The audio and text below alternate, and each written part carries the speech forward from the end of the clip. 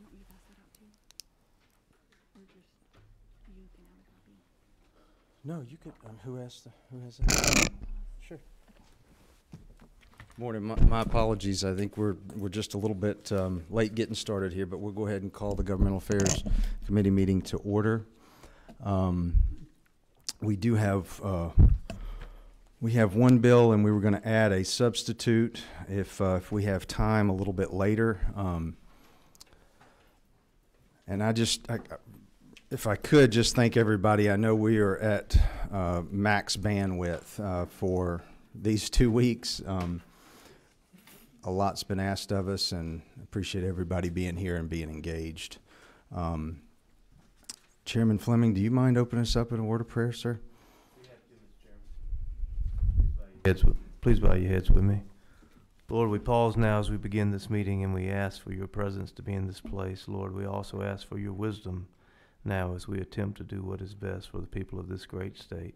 Thank you for all the many blessings that we do have, and help us in all the challenges that we face. Amen.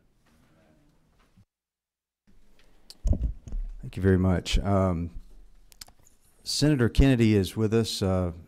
Chairman Kennedy is with us this morning. The Senate sponsor for Senate Bill 463 as it relates to elections, but he and I have spoken this morning, and we have a substitute that is before you that has a little bit different, well, it has the same information, but we have removed a few sections, and I'm going to try to explain that this morning. I think most of you are aware that we had a provision in 757 earlier this year which corrected the registration timing regarding some of the federal elections so that they would line up with what we have in a local capacity. Chairman Fleming, I know, is familiar with that particular provision. That is in Section 1. I'm sorry, that is in Section 2.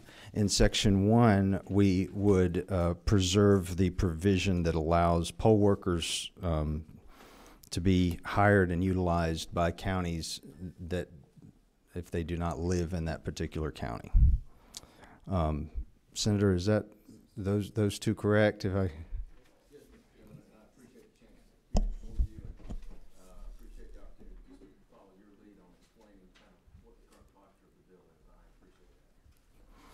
Thank you. Thank you, Senator. Is there any other comments? Or? No, sir. Here to learn and listen.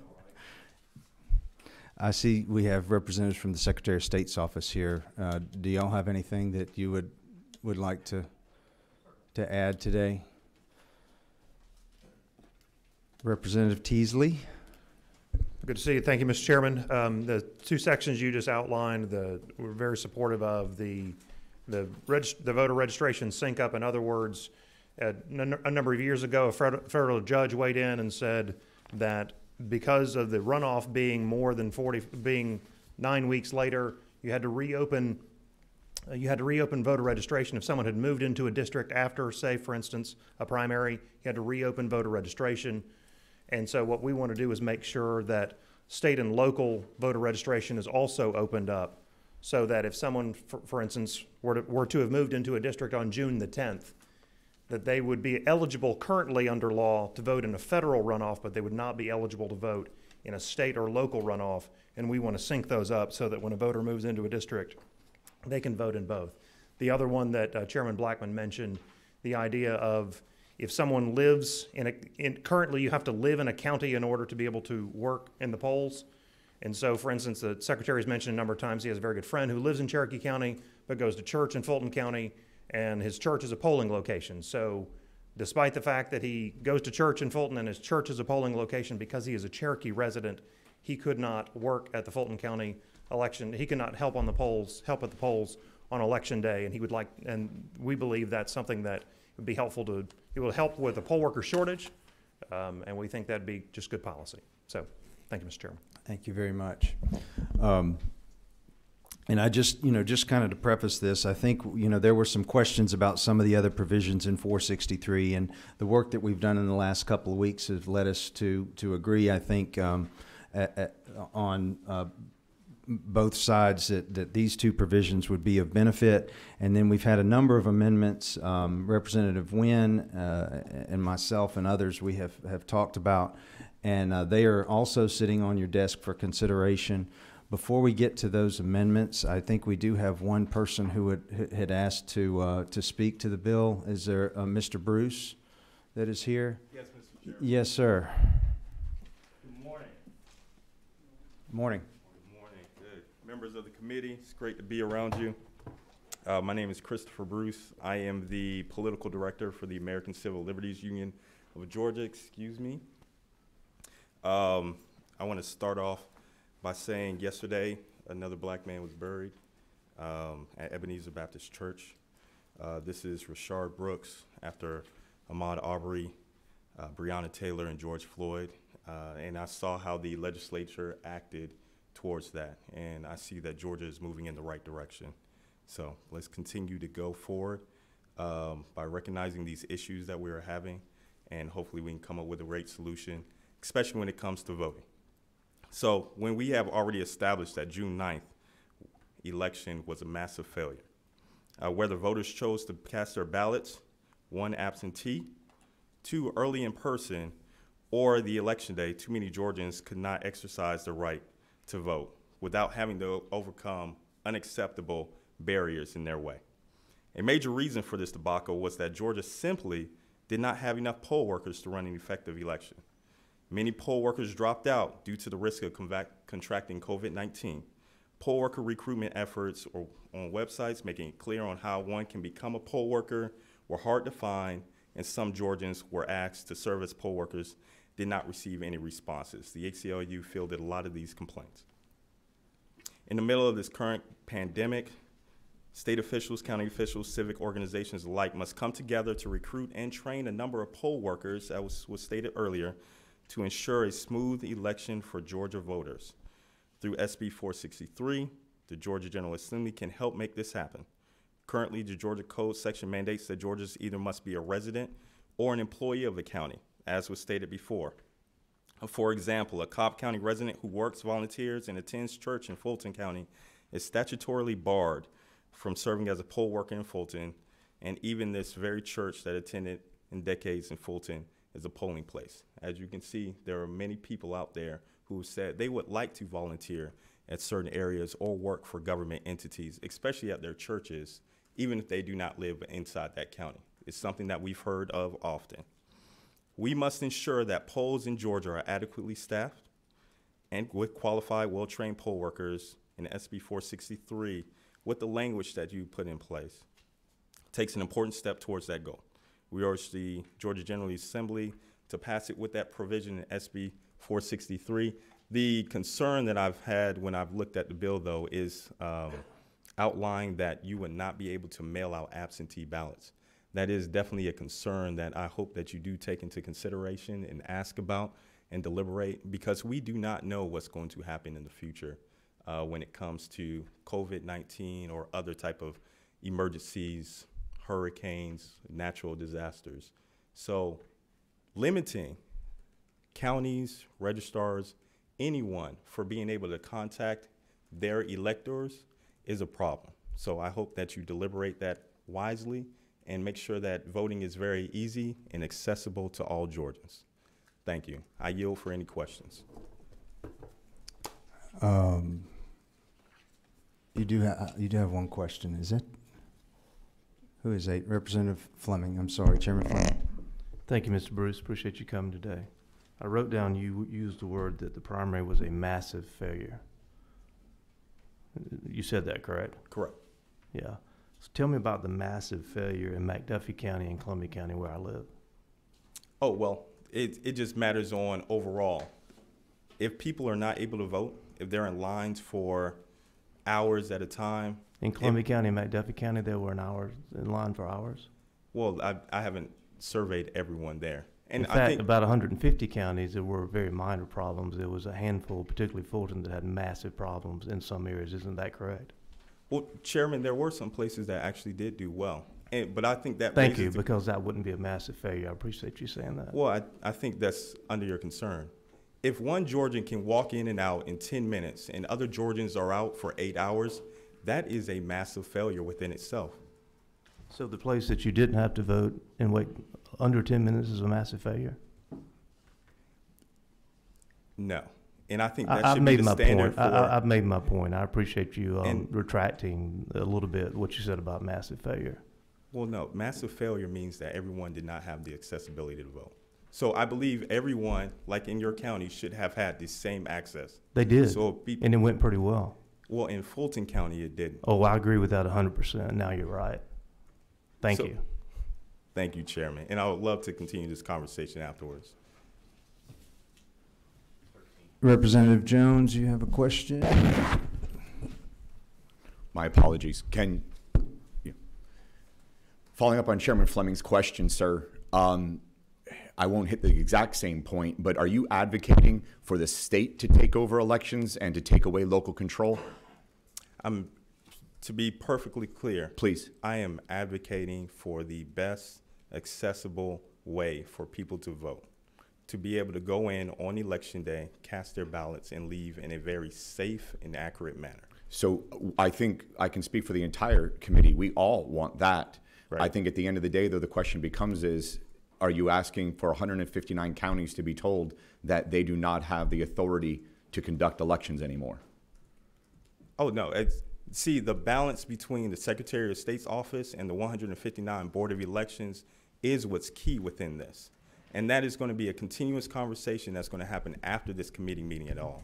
I did not mean for my words to be inflammatory at all, okay? That was not a dig at anyone else. I know that this has been under strict scrutiny from across the nation. What I am saying is, one, the poll worker residency requirement, stripping that is a good step forward. We need to look at other provisions in this code to make sure that people can be very accessible and able to vote. Thank you. Let's see, there's a number of questions here, and I'm trying to think of 6. I'll wait for them. You waive, and Leader Trammell, you number 3. Chairman. All right. Thank you, Mr. Chairman. Just want to, isn't it true that the counties that experience difficulties with the June 9th election on Election Day are some of the most populous counties in the state of Georgia? That is true, Leader Trammell.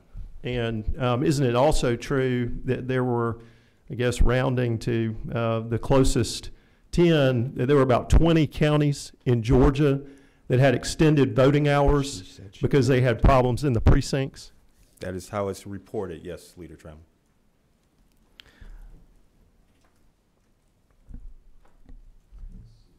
Who else do we have here? Mr. Bruce, I think you've been very genuine in your testimony today. Or do you wish to take further questions, or? I'm here at the pleasure of the committee. Okay, all right. Let's see. Chairman Powell? Thank you, Mr. Bruce. And I take your comments at what they were, and I agree with you. We've got a system that's broke because of this idea that we've had in Georgia for years, that the state elections board, that they have their functions, but that the local governments run theirs. Mm-hmm. Mr. Fleming brought up an idea, or he made a comparison. We didn't have this type of problems in a lot of the areas. I represent 3 rural areas, and they had their own challenges, but they did a very good job at what they did. They brought out a lot of ideas to me, and I talked to them, and one is absentees. Now, I know everybody's different about absentees. Absentees, I mean, I think everybody here agrees that we would defend everybody's right to vote. Mm-hmm. That is a sacred privilege that every citizen deserves. But these citizens have to also step to the plate to exercise that. When you look at the metro areas where these problems have been, it's exponential because of the sheer population numbers. And then quite frankly, from a rural guy, I wonder to myself why they haven't burnt these courthouses down with the inefficiency that is portrayed through, and most likely through this voting process. You can't get enough people. They forget power cords. They do these things that are the duties of the local of the local boards of elections. This doesn't happen in a lot of other places, and maybe it's because they have such sheer numbers that they've got to deal with. Got a couple of questions. One would be, in talking to my board of elections, they told me that the biggest problem, they didn't have problems per se except minor glitches of getting through the new machinery. Everybody gave high marks for this. But they told me that even in the more smaller rural counties, that the problems they had was with absentees. That absentees, this mass of absentees that comes in on the day of the election, that people trotted down there to vote because it had their absentees in the hands. Well, it just created so much confusion and so much extra work on poll workers. Somebody comes in, they brought the absentee, so they had to file it, they had to check it, they had to be sure that, you know, whatever they do, and it didn't work well because it just tied down the process. Then I get over into something that I've said for a while. You know, years ago, we did the early voting.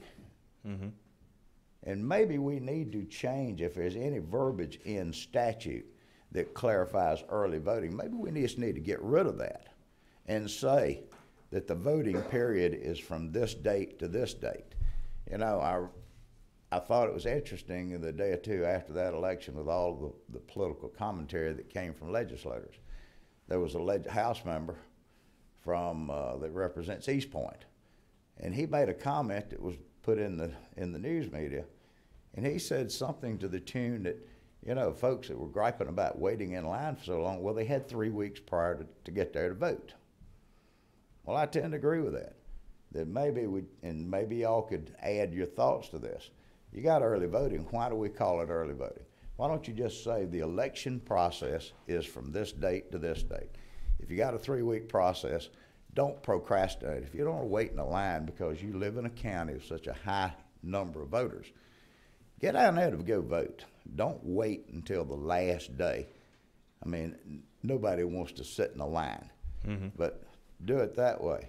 And then in the case of the Secretary of State's office, you know, there's nothing that we can do because you got 159 counties and they all work differently. But maybe in the case, and I heard what you'd said about the poll workers, you know, quite frankly, I don't think anybody cares where a poll worker works as long as they're honest and they're efficient and they know what they're doing. So maybe what we need to do is start recruiting poll workers and certify them. Let them be sworn poll workers, that they understand what they're doing. Give them a card just like a concealed weapons license card. I'm a trained poll worker. I've got enough sense to get out of a shower of rain, you know? Mr. Chairman, I'd first like to say I agree with many of your comments, but I do want to point out I do not agree with burning down courthouses. I know you said that in jest, but I know that there's a lot of places where things did go right. And as Chairman Fleming was pointing out, we need to highlight that. Like what went right in his district or what went right in your district.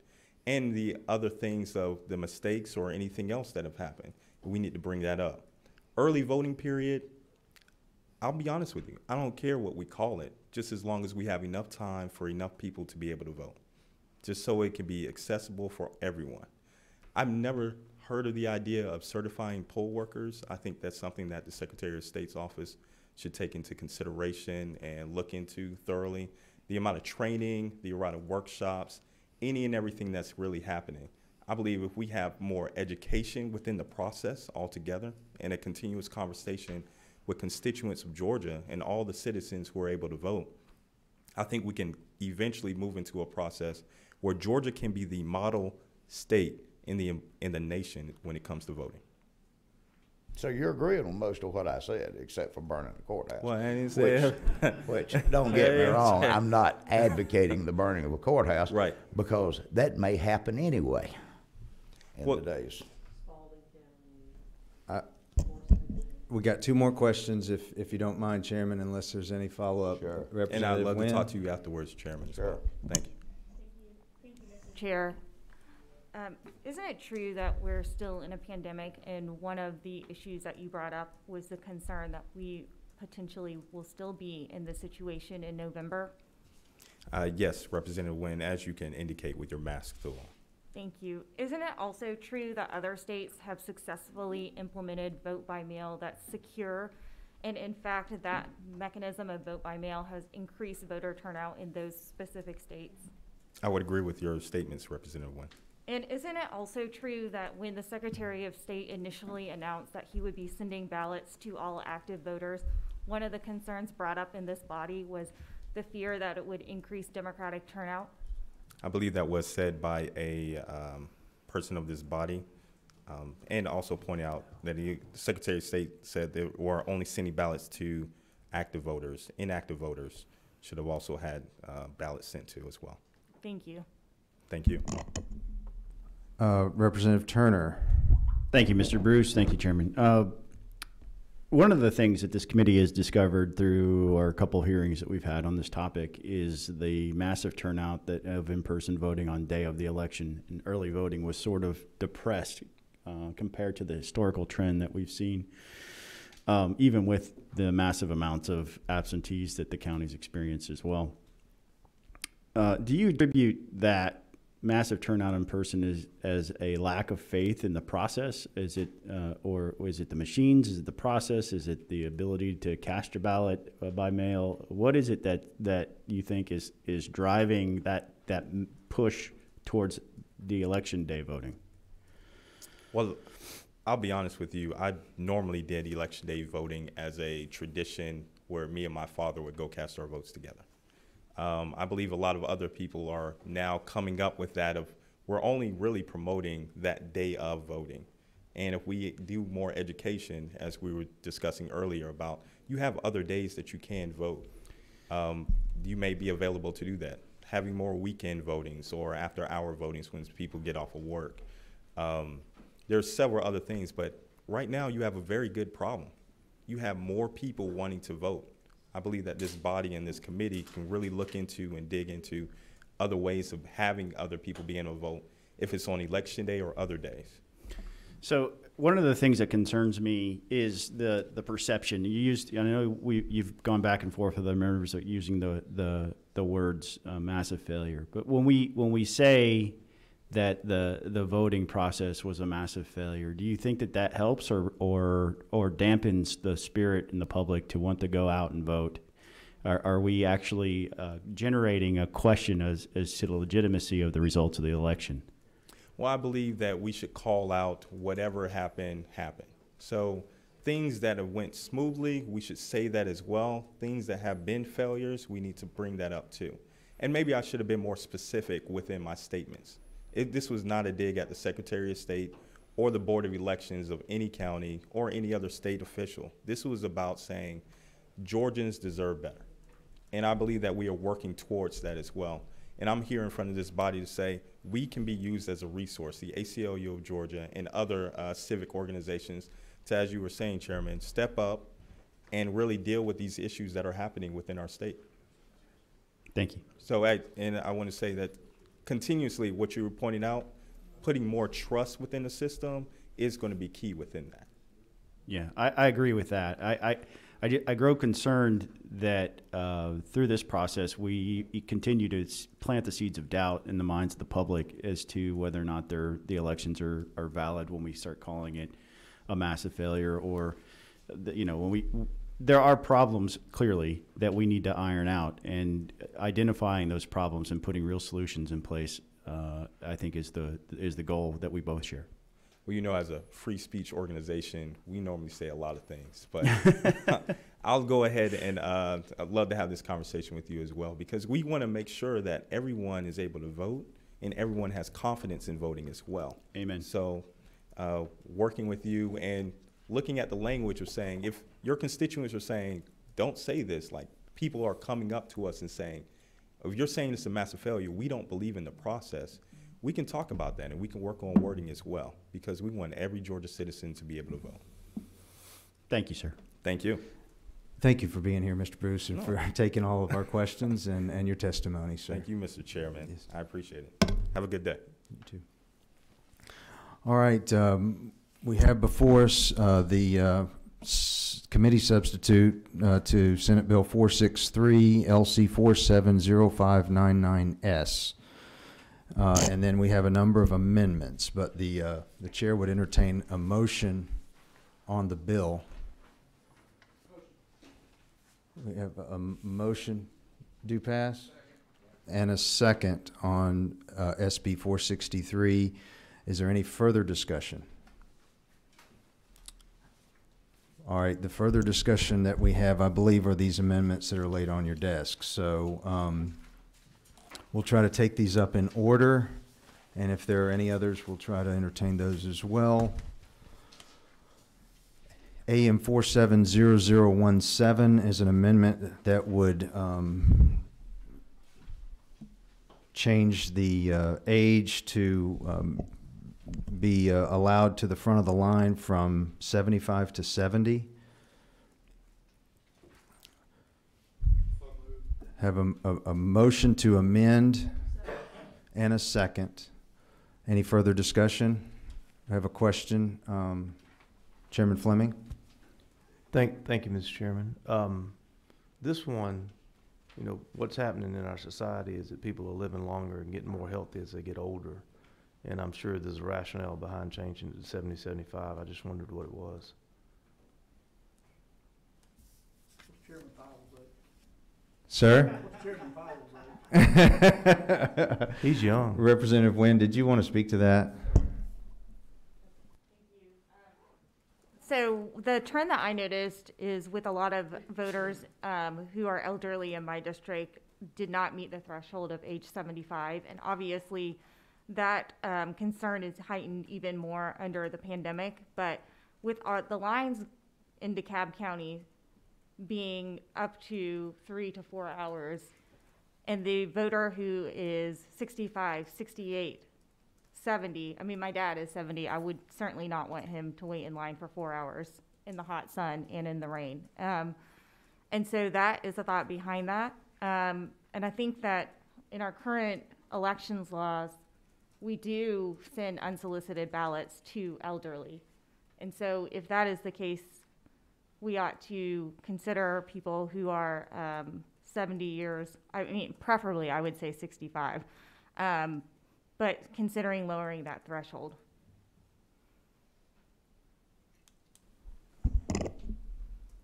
Does that answer your question, Chairman? Thank you. All right, we have a motion and a second. If there's no further discussion, all in favor of adding the amendment to 463, please say aye. Aye. Those opposed? All right, this amendment added. We have AM 470018.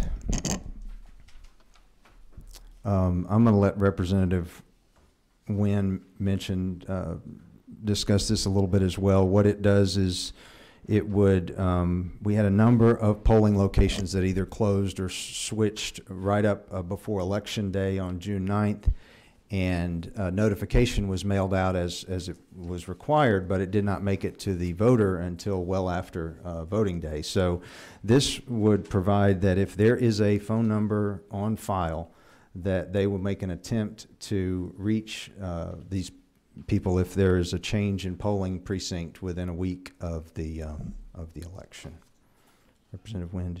Thank you, Mr. Chair. So this, as Mr. Chair mentioned before, we've seen a lot of polling precincts either close or consolidate. In my district, there were several locations that consolidated and changed the location entirely just 2 days before the election. And I sent out a robocall to my constituents to let them know of that polling change. Many of them had no idea that it had changed, and this also caused long lines with the consolidations and people going to the wrong place. This is simply providing another avenue by which Board of Elections contact voters. Every voter has a phone number on file, and as we are learning how to use technology and updating the ways in which we notify people, it makes sense to be able to use that phone number that is currently on file for the voter. Representative. No, we have not had a motion. We do have a motion to adopt. Is there a second? Okay, we have a motion and a second, and we have some discussion. So, Representative Turner. Thank you. It is my understanding that not all voters have a phone number, an ENET, which is the database that would be used for this purpose, are we setting up an unequal treatment situation there if there are voters that simply don't have a number? Has anybody talked to election supervisors to see how this would be implemented, or if they would be able to do this? You have, I would say that when contacting voters, we should use all the mechanisms that are available. It would be similar to mailing out a request for all the unsolicited ballots. Sometimes the addresses don't match up. We know that when we are campaigning on an election trail, we're still trying to contact voters using the phone numbers on file. Even with the Secretary of State and the portal, there was admission yesterday that not all voters have access to the internet. So are we scrapping that altogether? So I would say my city of Atlanta, which is a very populous city, uses text messages to notify residents of emergencies, changes to trash pickup. Chairman mentioned that his school board uses text messaging to notify people of things that are happening within the school system. I would not see that as inequitable. I would see that as using every form that we have of communication to be able to reach people. So the second part of the question I didn't really hear an answer to is, have we talked to somebody that does this for a living to see if it's something they could easily implement? Having a database background, I would say creating and verifying and updating the massive amount of data entries like this on a regular basis would be a huge undertaking. I agree that it would be an undertaking, but I don't see it as something that is not achievable. So have we talked to anybody about how it would be implemented? No, I have not. Thank you. Chairman Fleming. Thank you, Mr. Chairman. I didn't have to try to talk to anybody about how this would be implemented. Representative Turner, they started contacting me. And this is from one of the best election directors I know in the state. This person says mandatory calls to voters at the polling place is changed within 7 days on election day. She said, first of all, we do not collect phone numbers. Second, who is supposed to make these calls? And it doesn't say here. So one would assume it would be, well, I'm sure it would be because it's referenced the superintendent and the Board of Elections. But right now, we got a situation where Fulton County can't even run normal elections.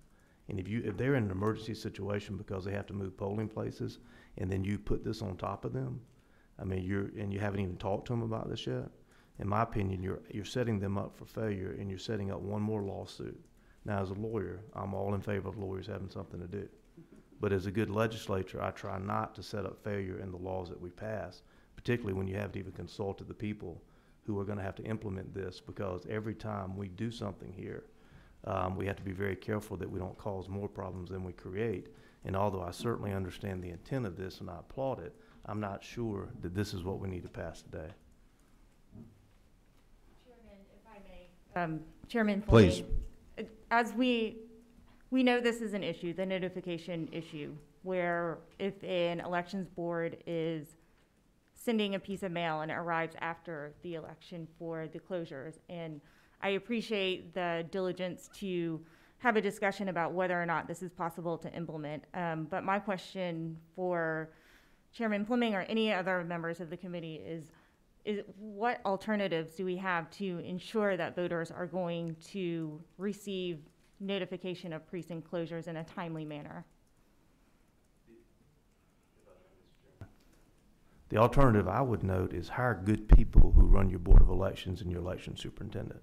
And first of all, if they did their homework beforehand, they may not have to close the precinct because they didn't see if the power would allow for the machines to run there. So these problems that you're trying to solve are not problems that are happening in 99% of the counties in the state, I believe. It's a problem having here in Fulton County and maybe DeKalb. And we can't change state law and affect all these counties over here because there's inefficiency, historic inefficiency, right here in this metro area. So once again, I do appreciate you trying to solve a problem in DeKalb and Fulton, but I don't even think you're effectively solving that problem here, particularly if you haven't spoken to the people about how they would begin to implement this. Once again, I think we're setting them up for failure. I'm all about trying to find a solution to this problem. I'm not sure this is it.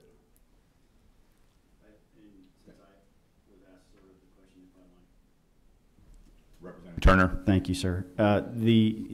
The issue of moving polling places wasn't unique to any particular county. We had it happen in Cherokee, actually in my House district.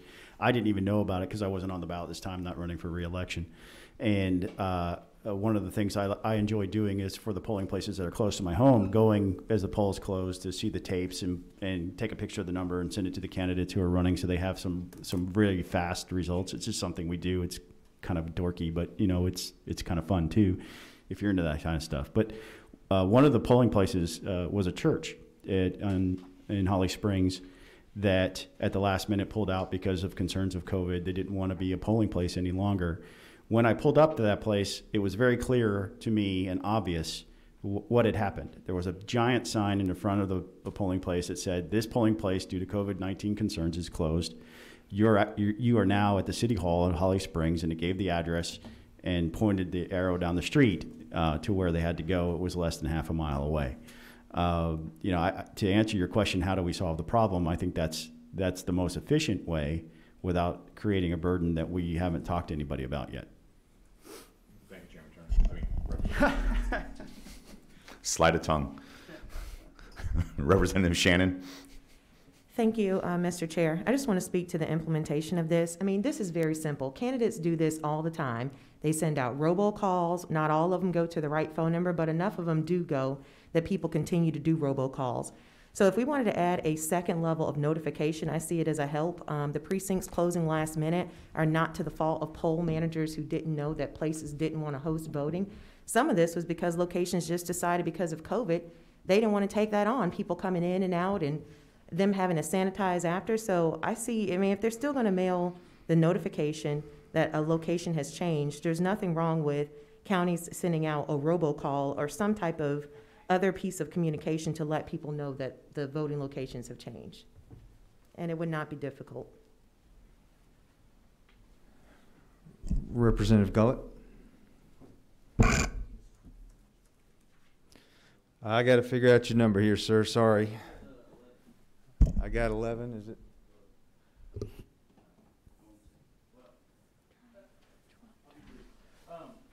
Try it again. No, it's not working. Sorry. There we go. Thank you. The question I have is not only from Chairman Fleming's question, does this actually help? When we just had a speaker say that this was a mass failure and not every number is there and someone's number is not going to get called because the number is not around, is that also a different avenue? Setting up a failure, I wasn't notified, not through any fault of the elections office, they didn't have the number, not through any fault of the person who didn't get called because their number wasn't out there. But now we're also setting another opportunity to say this person was not able to vote, didn't know about the change just because their number wasn't out there. Setting up an opportunity is good in premise. I'm not sure it's good in actual reality. Thank you. Leader Trammell. Thank you, Mr. Chairman. You know, I live in a rural county of 20,000 people. I live in a municipality of 800 people. When there's a severe weather warning, I get a telephone call on my cell phone, on my office, and an email that says there's severe weather on the way. 2 weeks ago, the water line busted in my little town. And I got a telephone call within 2 hours that said the water line was busted and we weren't going to have water. But we can't use reverse 911 in the state of Georgia, which everybody has 911, for voters to exercise their constitutional right to vote, to tell them that where they have to go is going to be closed within 7 days. This is ridiculous.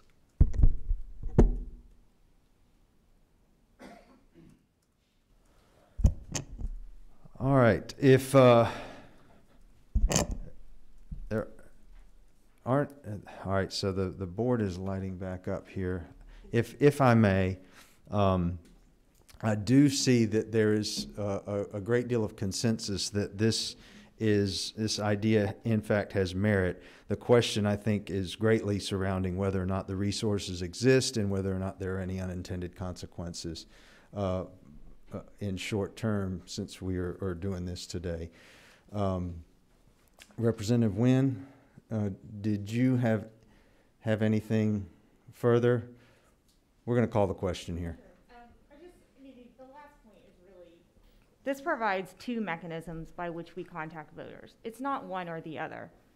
You send a piece of mail, maybe it doesn't get there on time, but in addition, as some of the representatives already stated, a robocall would simply just give voters another avenue by which they could receive information about their polling place closing. And as I mentioned before, several of my polling places were closed and consolidated. I sent out the robocall on my own accord through a voter file that we all have access to. And that robocall cost me $15 to contact my constituents to let them know that their polling place had closed. We know that there are inaccurate phone numbers and inaccurate addresses in all of our voter files, but we choose to continue to send pieces of communication during our own re-election campaigns and our own election campaigns through mail, through phone, through text messaging, because we simply understand that we cannot reach all voters through one mechanism. We know it's true that voters did not receive their notification until after Election Day. All right, we have a motion and a second here. All those in favor of adding amendment, make sure I got it right, 470018 to SB 463, please raise your right hand. 1, 2, 3, 4, 5, 6, 7. All those opposed?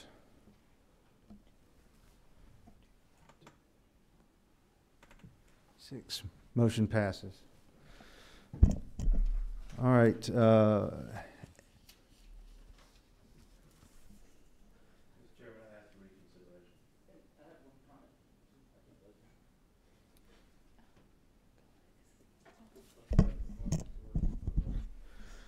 Let's see here. Stuart, can we reconsider a motion? Yes. All right, we have a motion for reconsideration and there's a second. All those in favor of reconsideration for amendment AM 470018 will raise your right hand. All those opposed? Okay, we have reconsidered. So we'll go ahead and vote on that. So all in favor? Yes, sir.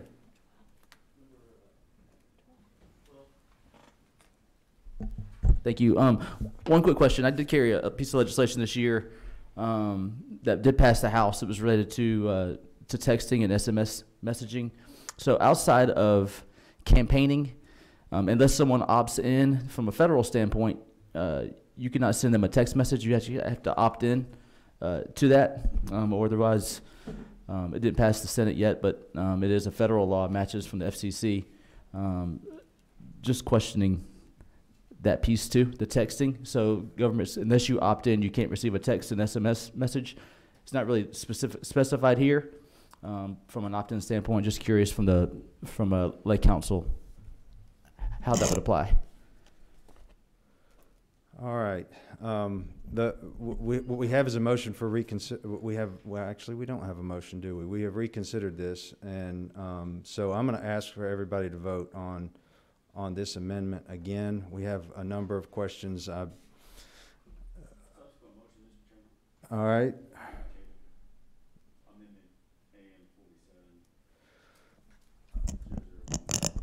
All right. Motion to table. We have a motion and a second. Yes, sir. Recognize the majority leader for a comment. Point of order. For a ruling on whether or not that motion is in order for the amendment, is the motion, or whether it would have to be a motion to table the bill.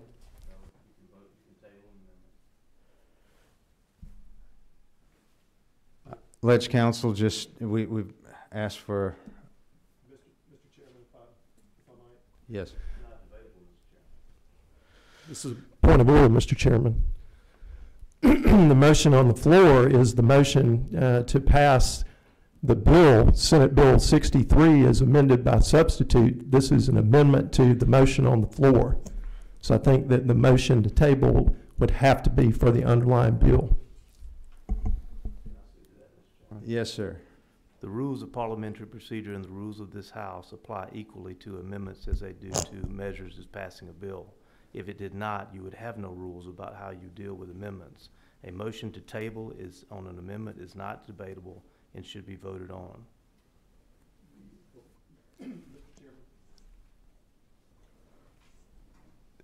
Mr. Chairman, if I might be recognized. State your inquiry. Yes, sir. If we want to play this procedural game, we're going to be here a while, so just be ready.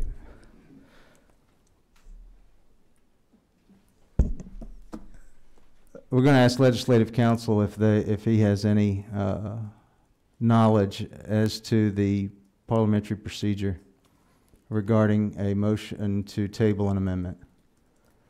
I don't off the top of my head, but I can try and pull up the House rules if you would like, sir. Okay. Well, I'm going to trust that that we all understand what is in question here, that the motion to table this amendment would remove it from consideration. So essentially in fact would be a vote either for the amendment or against the amendment. Did you have a question, Representative Shannon? I was just going to speak to what Representative Gullett said. Is that appropriate right now, or are we moving on?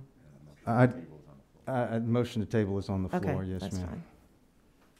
Okay, all those in favor of tabling AM 470018, please raise your right hand.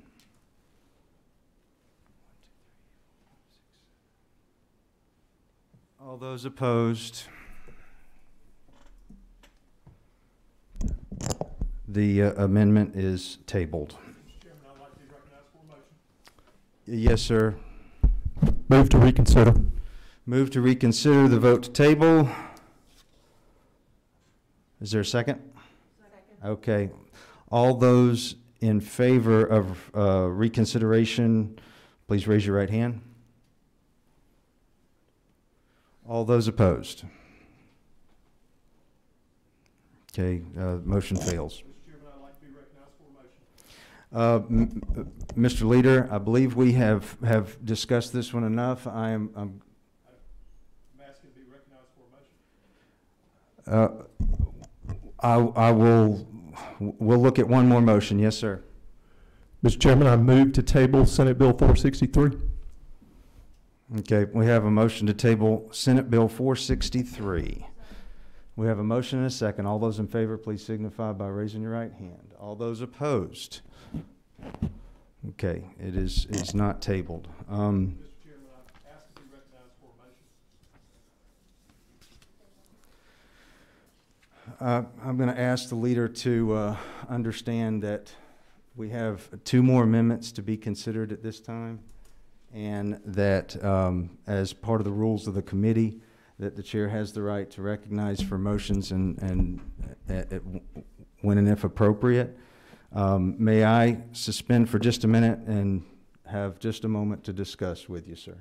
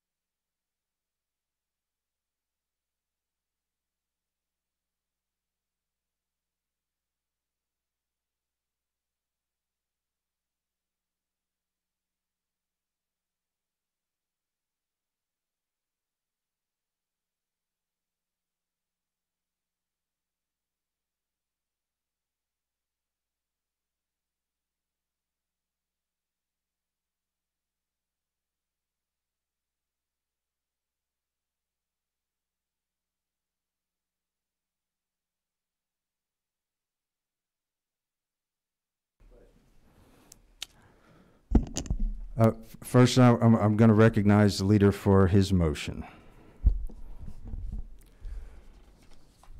Mr. Chairman, I would move to take AM 470018 off the table.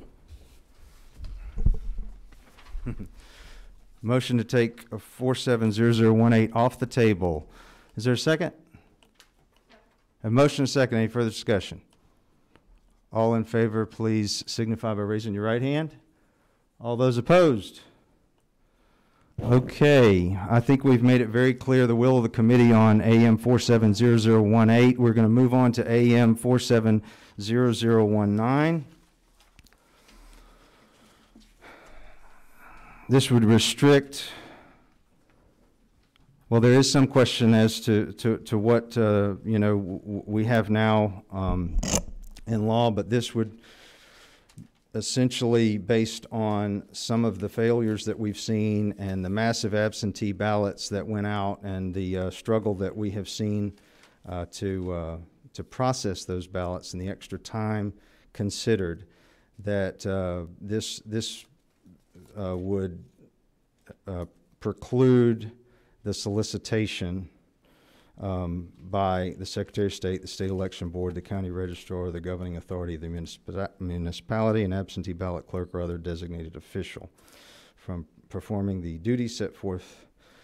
In other words, or send unsolicited absentee ballot applications to electors. So that is the amendment. Representative Shannon, first let's entertain a motion to add the amendment to 463. The chair will.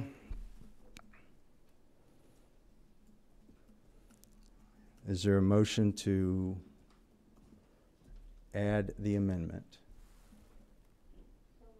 We have a motion. Is there a second to add the amendment AM 470019 to Senate Bill 463? We have a motion and a second. Now, is there any discussion?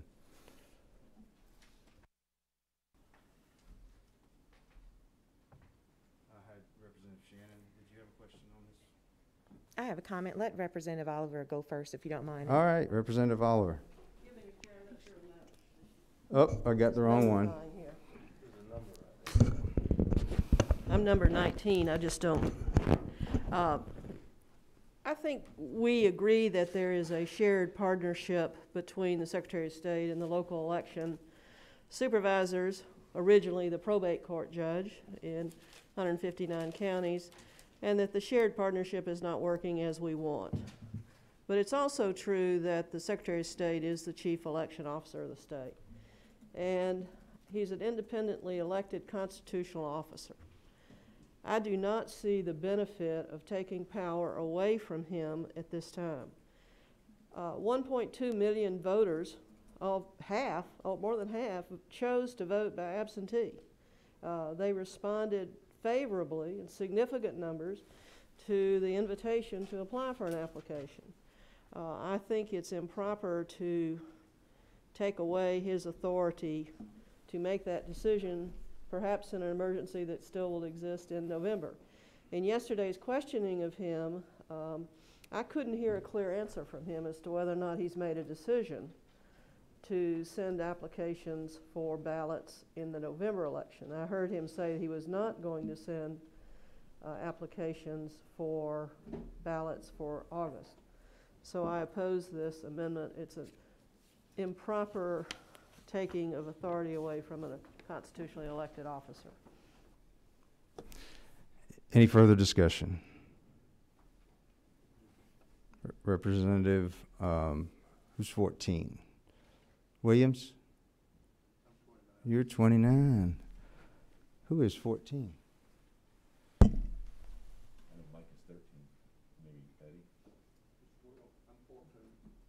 Oh, you just accidentally hit the button, or did you have a comment?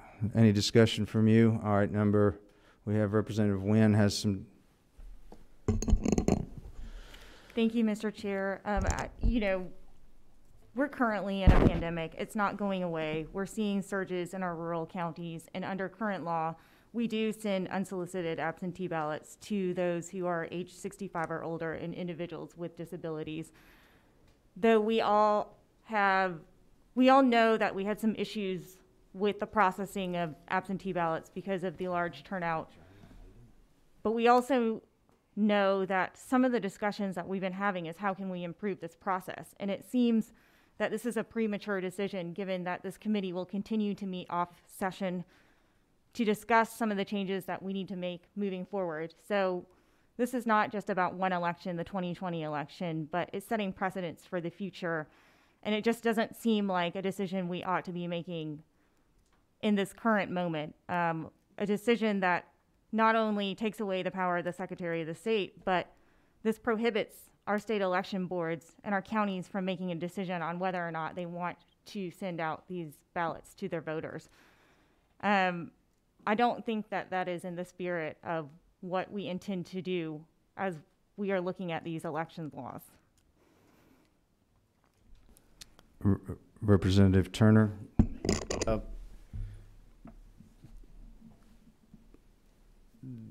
I have a question about who sends out unsolicited applications today.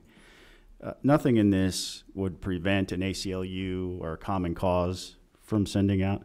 So, Mike, if that is true, then why the focus on a government entity for sending them out? If if candidates can send them out unsolicited, if organizations, the Republican Party of Georgia or the Democratic Party of Georgia, can still do it, why the differentiation between a state entity and a private organization or even a candidate? Fair question. Maybe for the amendment, whoever that may be.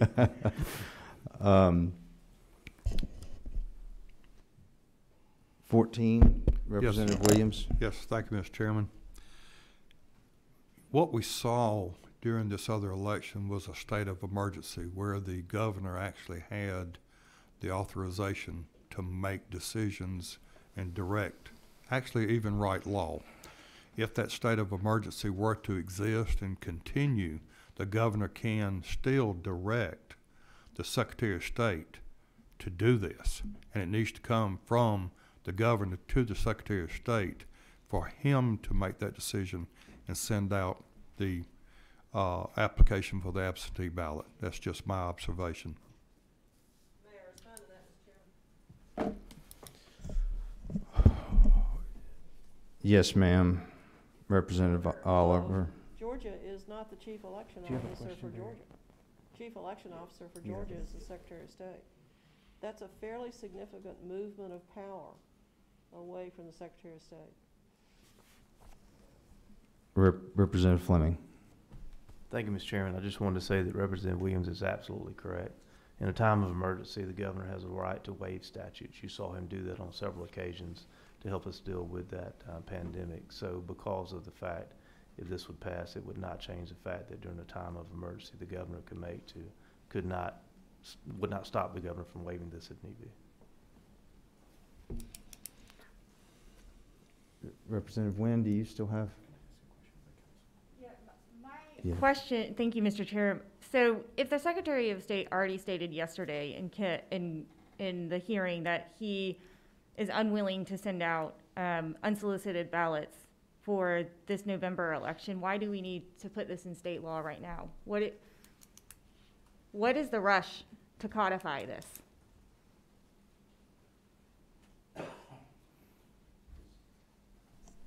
You asking that question generally? Yes. Yeah, or is that a statement? It's both. Representative Shannon, you had Thank you, Mr. Chair. There was a lot of talk yesterday about what counties could do to make elections better. This is something where, as Representative Wynn just mentioned, the Secretary of State has said that he is not going to do this for the November election. But if a county wanted to send these out and possibly pay for postage or anything to make their elections better, this would prohibit them from making them better, which a lot of folks on this committee seem to feel that all of the responsibility is with the county. So I don't see why we would pass this. I guess you would pass it if you are continuing with the notion that because something wasn't an issue in your area, it's not an issue anywhere. I would tell you that's exactly how systemic racism advances. That notion that if it didn't happen in my community, it's not an issue on anybody's community. This amendment is not needed. The Secretary of State has already made a ruling on this, and all this does is seek to remove local control. That's all it does. And I would like to hear an answer to Representative Turner's question for whoever sponsored this amendment. Did you have a question, Representative Jones? Let council, real quick, I just want to confirm my understanding of the statute. There's a 180-day window to request an absentee ballot, is that correct? He doesn't have a mic.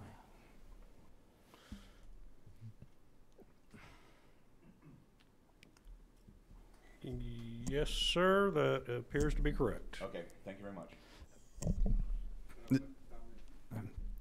Representative Williams? Yes. Also, whenever you make that absentee ballot request, you can do it for the whole election cycle. So if you're doing it before the primary, you can sign up for absentee ballot for the whole cycle. So you would have it for the primary. If there's a runoff, you would automatically get an absentee ballot. When the general election comes up, you would automatically get an absentee ballot. If there was a runoff after that general election, you would also automatically get an absentee ballot. So it would just take one application for the whole election cycle. Thank you. Yes.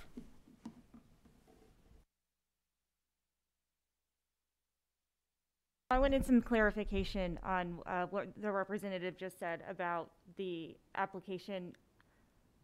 I thought that you can only subsequently receive the primary, general, and special and runoff elections if you're age 65 or older, or if you're a person with disability. There's no actual box to check if you don't meet those requirements. So when I went to apply for absentee, there was no option for me to automatically get one in November. I have to reapply for that. So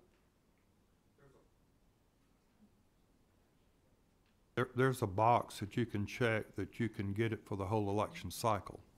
I don't believe that's true. I think that only applies if you're overseas, if you're 65 or older, or if you're a person with a disability. It used to be that way. Now that may have been taken off. Yes. Let me just say real quick that this is not intended to in any way. We have 3 weeks of early voting. We have election day, and we have the absentee voting process. This does not in any way prevent anyone from asking for an absentee ballot or voting absentee.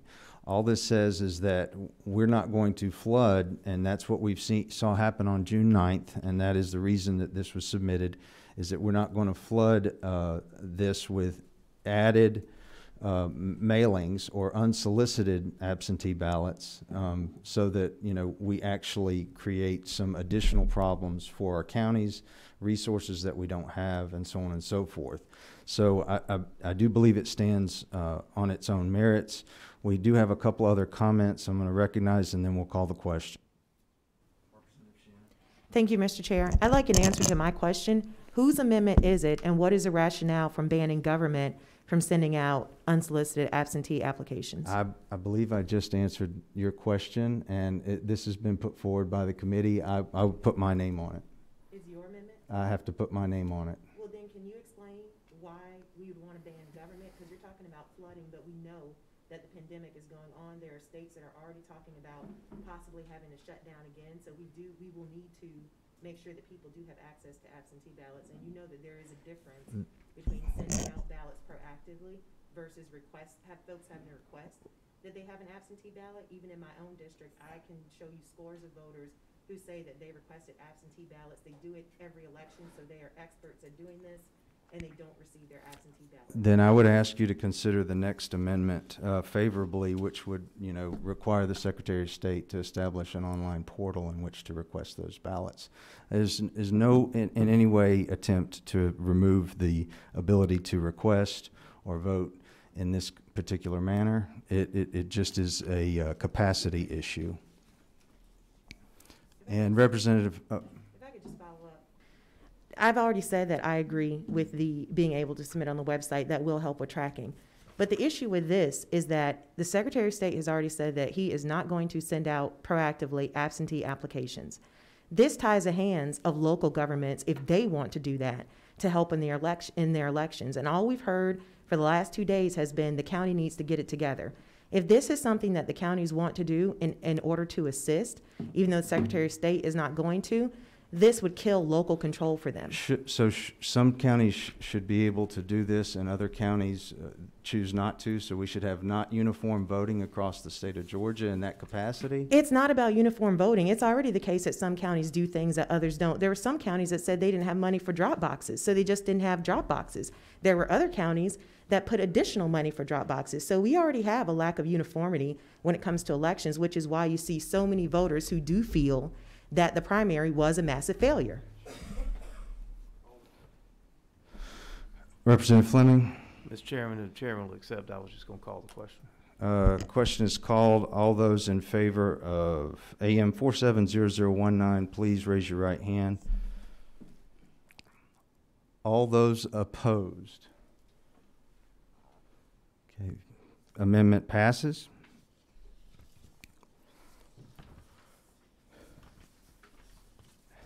Amendment AM 470020 is up. That would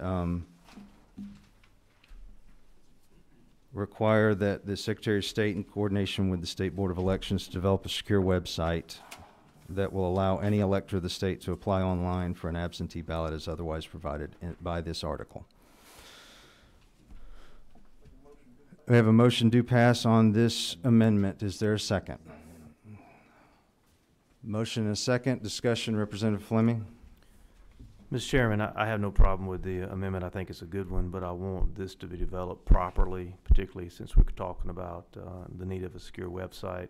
I don't want to stop the Secretary of State from doing it as soon as they can, but I also don't want to rush them, and there is no timeline in this amendment for implementation. So at the appropriate time, I would like to offer an amendment on line 9 at the end, after the word shall, put a comma and insert the words before July 1st, 2021, comma. Once again, that doesn't stop them from doing it earlier, and I encourage them to do that, but I also don't want it rushed. All right, so we have a motion to amend the amendment as stated by Representative Fleming. Did Ledge Council get that? And is there a second? Second. Motion is second. All in favor, please raise your right hand. All those opposed? Motion carries. So we have added that date. I believe we have a motion and a second to add the amendment to SB 463. Is there any further discussion? All in favor, please signify by raising your right hand. We're voting on AM 470020 as amended. Thank you all for the parliamentary help. All in favor, please once again raise your right hand. Those opposed? All right, amendment passes.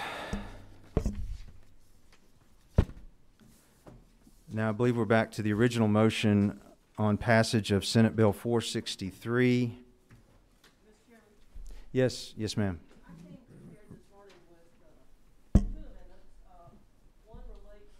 Which number are you at?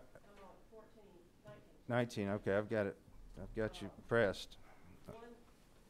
One amendment relates to the required number of provisional ballots that must be printed at each precinct. I'm not going to bring that amendment based on some ongoing discussions, but I am going to bring an amendment to remove from 463 the language that the state Senate offered. And if Senator Kennedy had been here, I would ask him directly why the Senate chose to reinsert a little bit more bureaucracy, I'll use that word, on the exact match signature requirements. I don't understand why that was done. We made some improvements to minimize the impact of the litigation on exact match. I went to some of the federal court hearings on that issue, and it made it a little bit better. The amendment I'm going to offer this morning, and I have copies for the committee, is to remove the language that the Senate offered and to make a couple of more modifications to minimize the disruption of exact match procedures.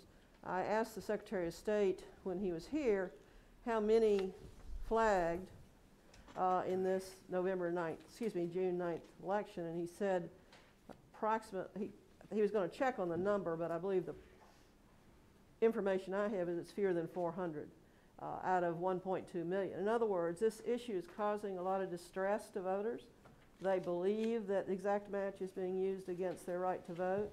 The court has struck it down, and I want to further limit the implication of exact match requirements. I have an amendment that I'm offering. I'm offering an amendment here. It's not numbered, but I have prepared it myself. I've checked it with Bank Counsel this morning. So the purpose of my amendment is to remove the language that the Senate offered that required additional documentation on exact match. And We're passing out.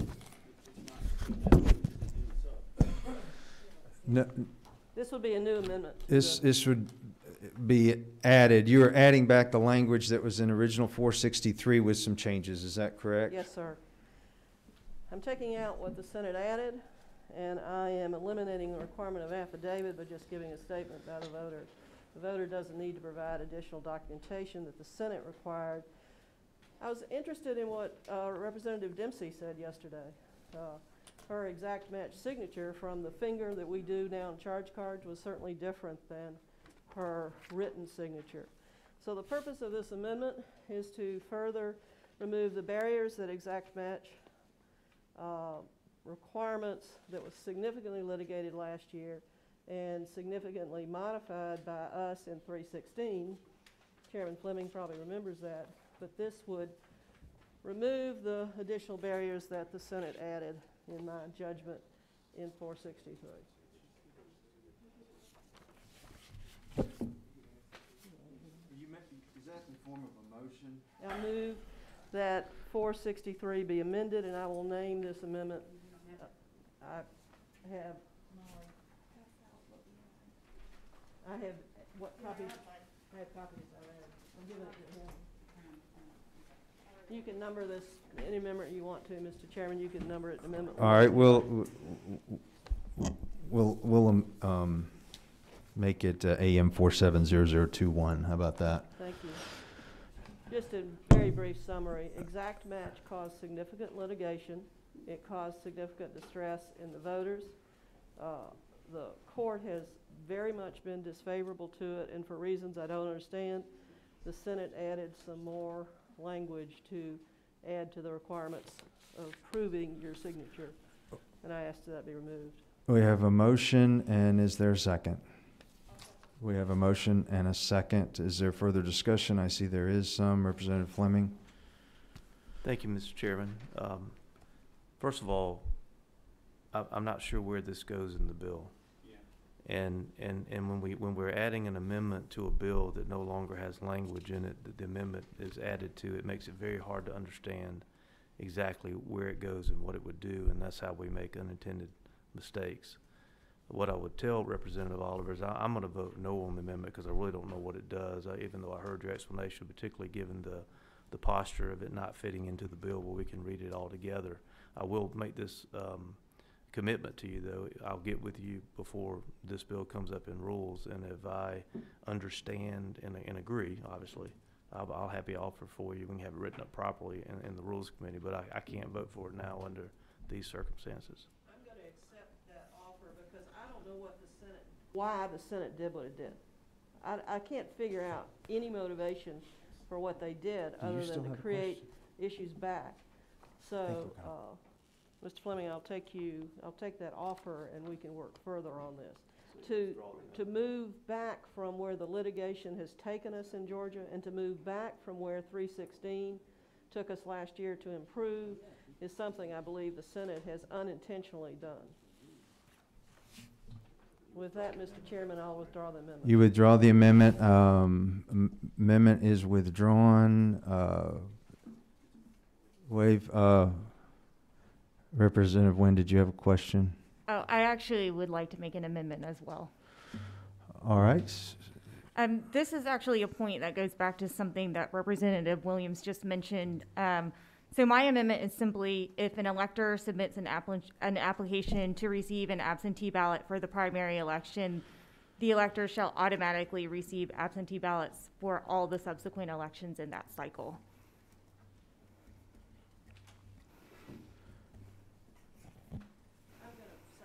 Ledge Council, did you get that? We'll call this AM 470022. Would you state that again, please, Representative Nguyen? Just Yes. So If an elector submits an application to receive an absentee ballot for the primary election, that elector shall automatically receive absentee ballots for all subsequent elections in that cycle. that cycle. Mr. Chairman, I want to second that amendment. Mr. Sterling said yesterday that there were 500,000, what he called rollover applications for absentee ballots. That of the 1.2 million people who voted absentee, 500,000, according to what he said as I understood it, had asked for absentee ballots in the future. What we have here is a confusion about what exactly they're going to get based on the rollover. And that's why I want to support the amendment. I want to be clear that they get absentee ballots for each cycle. And for this year, we'll have amendments into January 2021. We'll have runoffs into 2021. I have a motion and a second. Discussion, Representative Fleming, Chairman Fleming. Mr. Chairman, once again, I am not, in theory, as to what I understand, or in practicality, opposed to the amendment, but I'd like to see it, first of all, before I vote on it. Number two, we haven't been told where it is going to be applied to in this bill, and we're back to the same issue to some extent like we did with Ms. Oliver, even though hers was in writing. I don't know where it fits in here, and I don't know what effect it has. And that is usually, once again, where we have unintended consequences.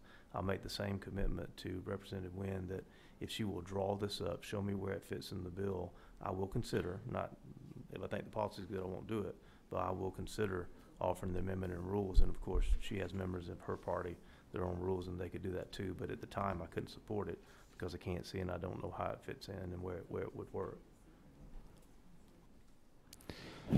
Who's 10? Is that Thank you, Mr. Chairman Chairman. Taylor? Thank you. Would this apply, what if you just wanted the ballot for this absentee and you don't want it for the rest of them, you're out of town or whatever, and you're automatically going to get the request next time? That was a concern for me. If I may, Mr. Chair. Yes, you may speak to that. Thank you, Representative, for that question. So the way in which it currently works on the application to vote by mail, there's a box, and it says, would you like to receive ballots for subsequent elections? And under that current box, the only voters who are able to check that check mark are if you're 65 or older, if you're military or overseas, and if you're a person with disability. So you actually have the choice currently. So if you choose to vote absentee, say in June, but in November you want to go in person, you simply would not check that checkbox. So it would work the exact same way that it already works. This is already existing practice, existing law. The only thing that it would change is it would give all of us the opportunity to make that decision for ourselves when we apply to vote by mail. All right, I don't see any other questions. So we're going to call the Nguyen Amendment AM 470022, I believe is correct. Is all in favor of the amendment, please raise your right hand. All those opposed? Okay, so we are back to the original motion to Senate Bill 463, substitute as amended. All those in favor of the bill substitute as amended, please raise your right hand. All those opposed?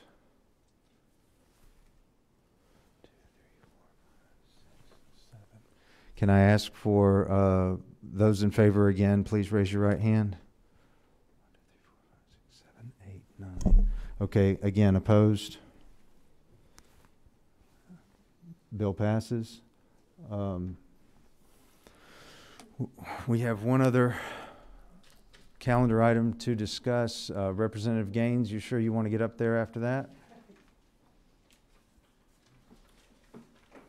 This is a substitute that we have asked to be heard to Senate Bill 322. You have the author's permission, as I understand it, and so if you want to go ahead, present your substitute, sir.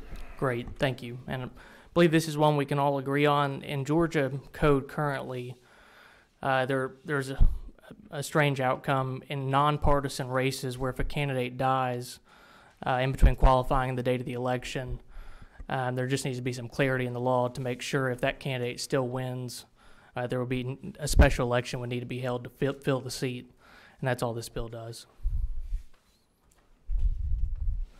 We question, Representative Chairman Fleming. Thank you, Mr. Chairman. I think it's a good bill. I appreciate Representative bringing it today. They literally elected a dead man in Athens. He died and he still won the election. I'd hate to have been the guy who got beat by a dead man, but nonetheless, that's exactly what happened. We have a mechanism to deal with this in partisan races, in my opinion, or somewhat of one. We do not have one to deal with it in nonpartisan races. I think this creates one and helps resolve a loophole of a situation that occurred. And at the appropriate time, I'd make a motion to do pass. Are there any other questions? I do want to confirm the LC number. Is it LC 289834S? Yes, sir. Okay, should have that before you. I don't see any further questions, so your motion is in order at the time, Chairman Fleming. We have a motion and a second. Any further discussion? All in favor, please signify by stating aye. Aye. Those opposed? Bill passes on to rules. Thank you. Thank you, Mr. Chairman. Nothing further. We stand adjourned.